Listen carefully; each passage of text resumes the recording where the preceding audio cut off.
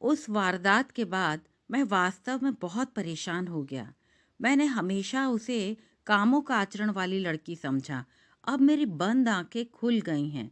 इतना दूर दूसरे शहर में चलने के लिए भी मैंने ही मजबूर किया था। उस मासूम को तो शायद यह भी पता नहीं था कि कौमार्य क्या होता है, और अब वो भी गंवा बैठी थी। वो मुझे कॉलेज से लौटती हुई लड़कियों के साथ नजर आती थी। अक्सर लड़कियां चादरों की चारदीवारी में छुपी हुई नजर आती थी, पर वह अलबेली अपनी अपनी रवायती नारंगी रंग की चादर में आया जाया करती थी। उसके गोल गालों में पड़ने वाले गड्ढे मैंने उस वक्त देखे थे जब वो कॉलेज के गेट के भीतरी ओर खड़ी होकर क्लर्क से बात करते हुए किसी बात पर हंस रही थी। उन दिनों मैं भी कोई अनाड़ी नहीं था। मैंने तो जीवन के बहुत सारे पहलू देखे थे। सियासी और सामाजिक माहौल से लेकर साहित्यिक कार्यों में भी भाग लेता रहा था। खुद ही आऊंगी पिया वाले फॉर्मूले पर मेरी अटूट निष्ठा रही। मेरी ओर से पहल करना मेरे लिए कठिन था। इसका प्रमुख कारण रहीमा कहा जा सकता है, जो मेरी जिंदगी के हर खालीपन को भर बैठी थी। रहीमा का पति बीते 6 सालों से मुल्क के बाहर रह रहा था, और मैं गुजरे 3 सालों से उसका खाली स्थान भरता आया हूँ। वह अपने पति के संदर्भ में बताती थी कि वो एक इंतहाई लुभावना, जिस्म से ताकतवर और प्यार करने वाला नौजवान था। शादी के बाद वो उसके साथ 3 महीने रही। उस दौरान उसे पति की ओर से किसी भी तरह की तकलीफ नहीं मिली। वह तो उसे छोड़कर भी नहीं जाना चाहता था, पर उसकी मजबूरियां ही कुछ ऐसी थीं कि उसका जाना लाजमी था। उसके न जाने से उसके समस्त परिवार को अपकृष्ट एहसास का शिकार होना पड़ता, और बिरादरी में भी उनकी कोई इज्जत नहीं रह पाती।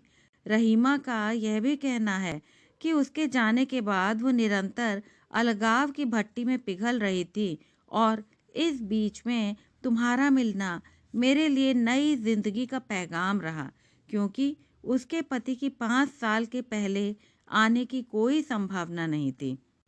रहीमा के साथ रहते मुझे किसी चीज़ की कोई कमी न रही। रहीमा जैसी खूबसूरत औरत मैंने अपनी ज़िंदगी के 30 सालों में पहले कभी न देखी है। वह सिर्फ संभोग से संतुष्टि देने वाली औरत न थी, पर प्यार की शीतलता से संपूर्णता प्रदान करने का हुनर भी जानती थी। वह मुझसे नाराज तो होती थी, पर दूर नहीं होती थी। उसके सजा देने के अंदाज भी निराले हुआ करते थे। नाराजगी के समय वह एक ताजा फूल जैसी औरत न होकर बिना खुशबू के एक बासी गुलाब की तरह हो जाया करती थी। मैं भी उसकी ओर से मिली सजा को अपनी ओर से हुई खता का खामियाजा समझकर खामोशी से सह जाता। वह छोटी छोटी बातों पर मुझसे रूठती और बिना कोई एहसास दिलाए जल्दी मान जाया करती। वह अक्सर मुझसे कहती, जबार, आखिर मुझ में ऐसा क्या है कि तुम जब भी मेरे पास, मेरे घर में होते हो, तो ऐसा लगता है जैसे तुम्हारी आंखें मेरा पीछा करती हैं। किचन से लेकर घर के आंगन तक, मेरे खाने पीने, काम करने तक तुम्हारी आंखें मेरा पीछा करती हैं। आईने के सामने खड़ी होती हूँ तो भी तुम्हारी बाहों के घेरे में हो। क्यों? आखिर ऐसा क्या है मुझ में? 4-4 रातें मेरे साथ रहने के बावजूद तुम्हारे भीतर की प्यास नहीं बुझती। मैं कह उठा था, हाँ रहीमा, मैं सचमुच ही प्यासा हूँ। इतना प्यासा कि एक दरिया का पानी मेरी प्यास नहीं बुझा सकता। इसीलिए मैं तुम्हारे अंग अंग में दरिया तलाश करता हूँ। तुम्हारी हर अदा में एक नदी तलाशता हूँ। तुमसे जुदा होकर मैं मरुस्थल बन जाता हूँ।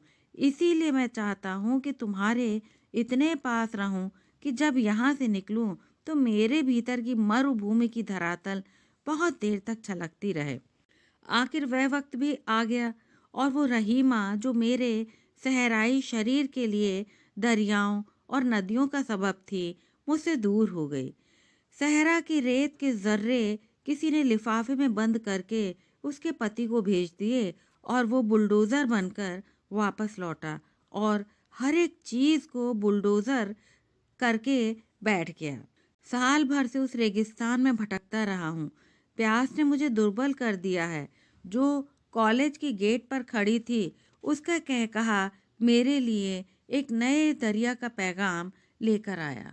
अनीला के साथ मेरी दूसरी मुलाकात उस वक्त हुई जब वह एक ऐसी शादी की बारात में साथ चल रही थी जिसमें मैं भी शामिल था।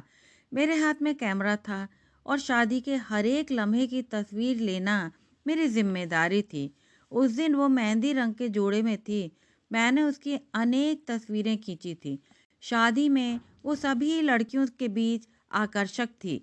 उसमें कई लड़कियां मेरे नज़दीक आने में लगी हुई थीं, पर मैंने हर एक से किनारा किया। यही बात उसको अच्छी लगी थी और उसका मेरी ओर झुकने का पहला सबब यह दिन ही बना।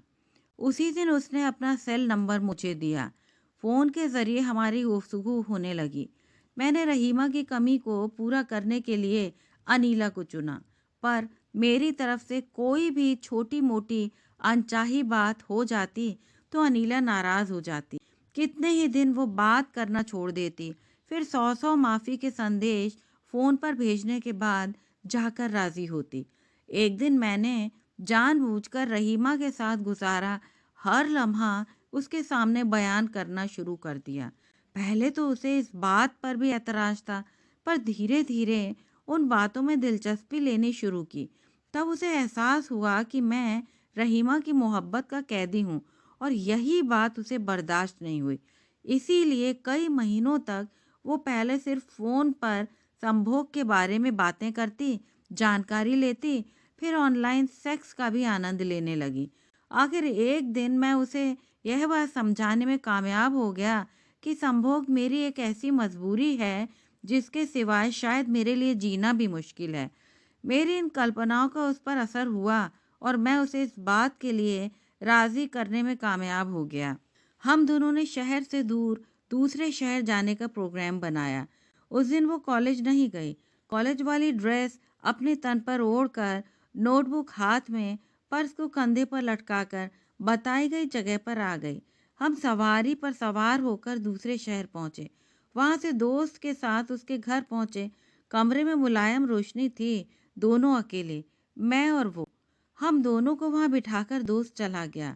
उसके चेहरे पर मैंने डर की रेखाएं ढूंढने की कोशिश की, पर कामयाब नहीं हो सका। मैं हमेशा यही समझता रहा कि अनीला एक तजुर्बेकार लड़की है और इससे पहले भी शायद इसीलिए ही वो संतुलित और शांत है, सिर्फ इसलिए कि वो किसी तनाव में न रहे। मैंने उठकर कमरे को भीतर से लॉक कर दिया। टेबल पर पड़े पानी के ग्लास भरकर पहले उसे दिया, फिर खुद पी लिया। मैं उसके बिल्कुल करीब होकर बैठा, उसके बदन को छूते हुए उसके होठों तक आया। उसे आगोश में कसकर भरते हुए लगा कि उसके वजूद में कोई लर्जिश ही नहीं थी। पर मैंने लगातार उसे प्यार करते हुए उसके हर एक अंग को चूमा। मुझे लगा कि उसकी आंखें मुझे खुद ही निमंत्रण देंगी।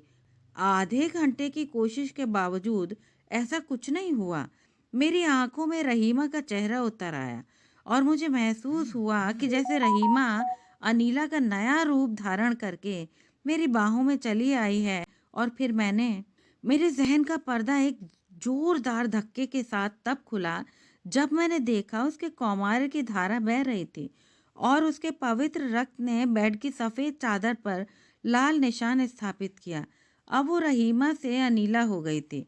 सफेद चादर पर खून के लाल निशान को तो मैंने उसी समय धोकर साफ कर दिया, पर मेरे दिल पर उसके प्यार की जो मोहर लग गई थी, उसे मिटाना या भुलाना मेरे लिए बहुत कठिन हो गया था। इसीलिए ही मैंने उसके साथ शादी करने का फैसला कर लिया। 1 महीने में ही मेरी अनीला के साथ मंगनी हो गई। मंगनी के बाद 3 महीनों में हमारी 3-4 मुलाकातें हुईं। इस बीच बड़े भाई की कोशिश से मेरा दुबई जाने का इंतज़ाम हो गया। मैंने कोशिश करके अनीला से दुबई जाने की अनुमति ली। वहाँ जाकर मुझे 1 महीना भी नहीं हुआ, तो अनीला ने फ़ोन पर उसे बताया कि वो गर्भवती हो गई है। सुबकते हुए कहने लगी, पर मैं जैसे किसी कठिन मोड़ पर आ गया था। मुझे समझ में नहीं आ रहा था कि क्या करूं। अगर वापस जाता हूं तो परिवार वाले नाराज होते हैं, मुझ पर लगाया पैसा भी व्यर्थ हो जाता। अगर नहीं जाता हूँ तो अनीला की नाराज़गी झेलनी पड़ेगी और बदनामी अलग होगी। इसलिए कुछ दिन सोचने के बाद एक तीसरे निर्णय पर पहुंचा। अनीला का फ़ोन करके उसके बारे में बताया, पर वो ज़िद पर अड़ गई। कहती रही, नहीं, मैं मर जाऊंगी, पर अबॉर्शन नहीं कराऊंगी। निरंतर प्रयासों से आखिर उसे मनाया और अपने छोटे भाई पर वो भार डाला कि वो इस मामले में अनीला की मदद करे। मेरा भाई अपने सब कामकाज एक तरफ करके अनीला की मदद के लिए उसे किसी लेडी डॉक्टर के पास ले गया और उसके हर पल की खबर मुझे देता रहा। एबॉर्शन के 4 दिन बाद मुझे फ़ोन आया कि अनीला की तबीयत खराब हो गई है और उसके माता-पिता उसे एबॉर्शन के बाद अस्पताल ले गए हैं। मैंने भाई को वहां जाकर सारी जानकारी हासिल करने को कहा। मेरे माता-पिता को भी इस बीच ये खबर लग गई थी। वे भी अस्पताल गए। अम्मा और बाबा को किसी तरह इस बात का पता पड़ा कि लड़की ने अबॉर्शन कराया है, तो उन्होंने तुरंत मुझे फ़ोन पर नाराज़गी ज़ाहिर करते हुए उस रिश्ते को ख़त्म करने की सलाह दी। पहले तो मैंने उनकी बात मानने से इनकार कर दिया, पर उनके निरंतर जोर देने पर मैंने रिश्ते की हकीकत उनके सामने बयान कर दी। अम्मा-बाबा दोनों कुछ ढीले पड़ गए और उन्होंने इस मामले पर सोचने के लिए मुझे कुछ समय लेना चाहा। उससे पहले कि वे मुझे अनीला के रिश्ते के हवाले से कुछ फैसला सुनाएं, मुझे सुबह के 5 बजे अनीला के भाई का फ़ोन आया। उस वक्त मैं नमाज़ पढ़कर उठा था। फ़ोन पर पहली आवाज़ जो मेरे कानों से टकराई, वो थी औरतों के रोने की। विलाप करती, सिसकती, सुबकती आवाज़। मैं हेलो हेलो करता रहा, पर उसका भाई एक लफ्ज़ भी न कह पाया। कुछ देर तक यूं ही फ़ोन पकड़े खड़ा रहा, फिर बंद करके दोबारा कॉल की। घंटी बजती रही, पर किसी ने फ़ोन नहीं उठाया। बावजूद इसके मुझे सबके बीच खाट पर पड़ी अनीला की लाश का मंज़र साफ दिखाई देने लगा था। मुझे विश्वास हो गया था कि अनीला अब इस संसार में नहीं है। इस बात को पूरे 3 साल हो गए हैं। बावजूद इसके मैं अब तक यह फैसला नहीं कर पाया हूँ कि मैं दुबई में ही रहता हूँ या फिर कभी लौटकर भी वापस जाऊँगा। मैं वापस लौटूँ या ना लौटूँ। यदि आपको प्रस्तुत कहानी अलगाव की अग्नि द्वारा राजेन मंगूरिया अनुवादित देवी नागरानी अच्छी लगी हो तो कृपया चैनल को लाइक, शेयर और सब्सक्राइब अवश्य करें। धन्यवाद।